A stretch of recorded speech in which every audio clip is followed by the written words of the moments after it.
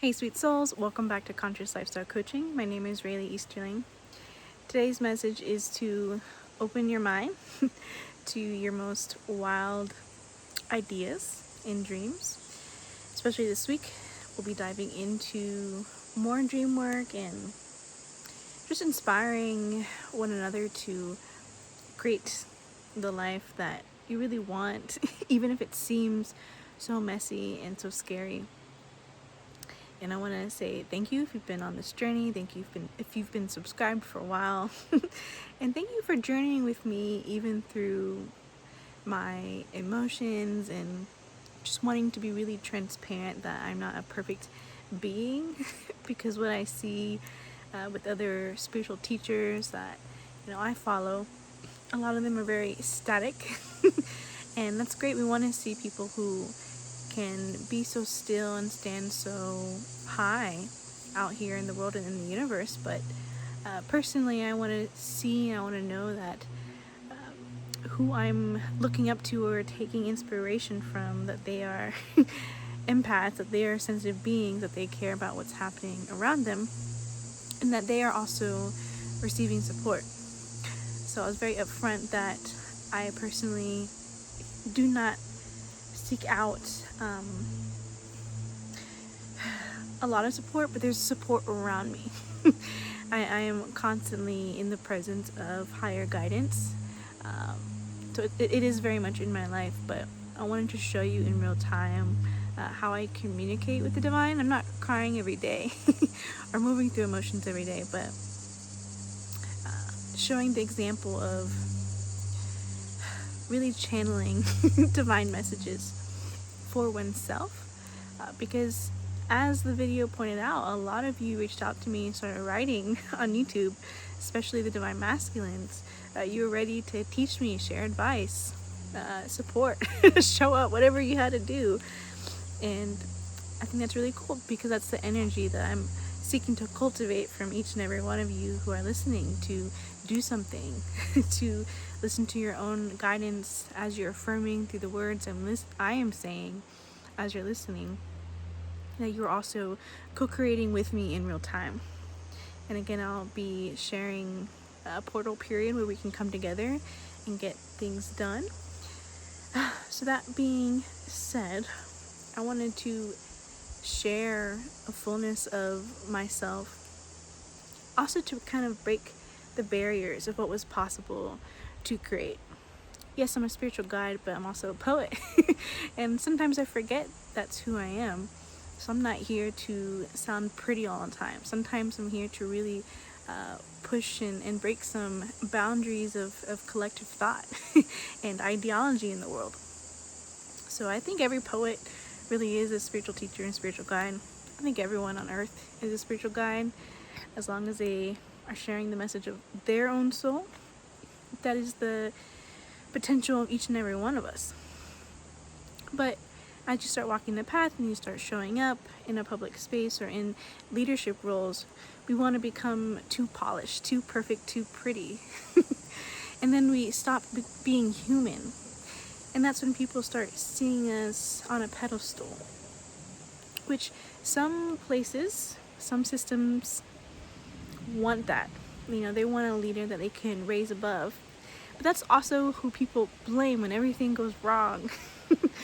And that person who was once the shining light of a community becomes the scapegoat, the black sheep, the person who's persecuted.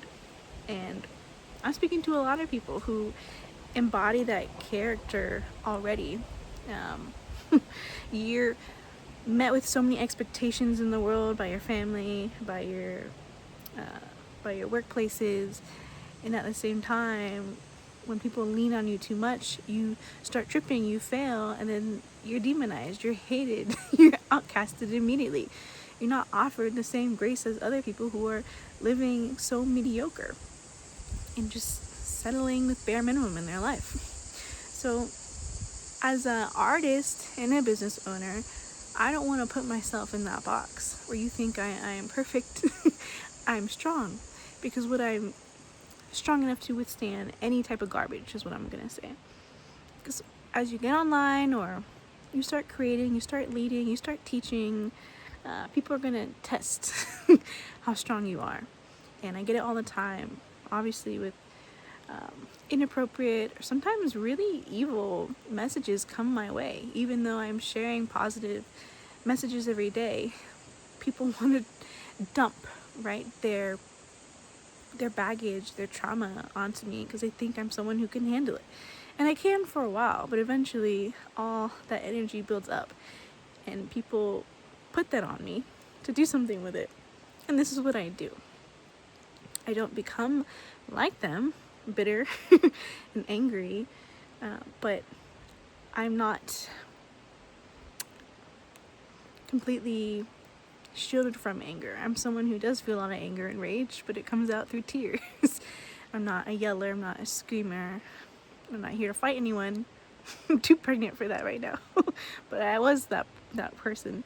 No, it's gonna come out through the strength in my voice to show up and say what needs to be said, and tears come out instead of me expressing more violence. But I'm showing you the violence I am experiencing and facing, moving through those emotions, right?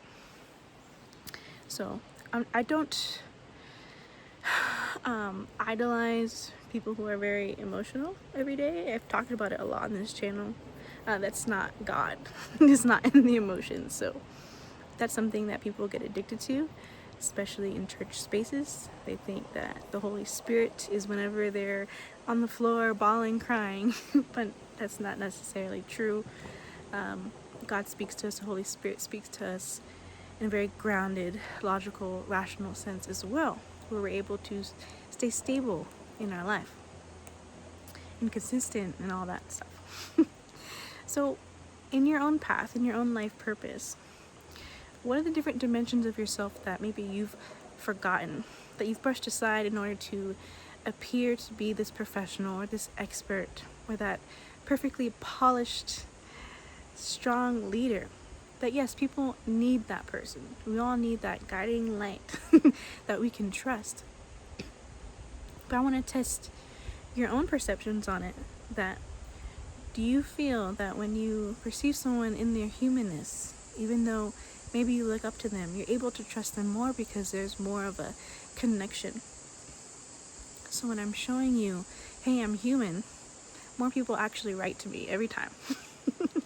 People I don't even know who are listening to me, they suddenly show up. And I'm meeting people in the grief in which they are. And anyone who is on a platform or leading out there in their community, so brave and so bright, that extent of their brightness is the same extent of their grief. And not everyone shows it. And I'm not saying that you have to show it. But again, the question, the message of this video today is, in what ways are you not allowing certain dimensions of yourself to shine through? For me, yes, I'm a business owner. I'm sharing business strategies. I'm offering spiritual guidance. And I'm also a poet. I really value the human language and the fullness of expression. And people are in my life right now reminding me of that part of myself. Don't let her go. And it helps me keep showing up. I've been showing up every day on here for over 3 months now.